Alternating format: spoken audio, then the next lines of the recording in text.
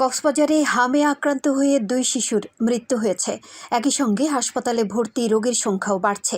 কক্সবাজার সদর হাসপাতালের শিশু ওয়ার্ডে বুধবার পর্যন্ত ভর্তি রয়েছে ৩৫টি শিশু।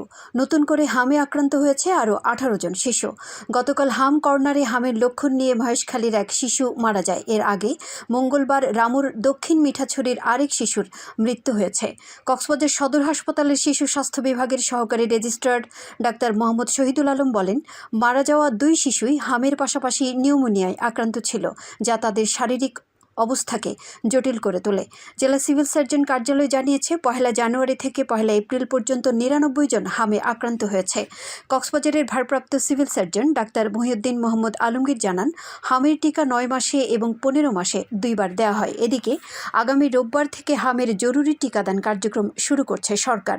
দেশের যেসব উপজেলায় শিশুরা হামে বেশি আক্রান্ত হচ্ছে, প্রথমে ওইসব উপজেলা থেকে এই টিকাদান কার্যক্রম শুরু করা হবে।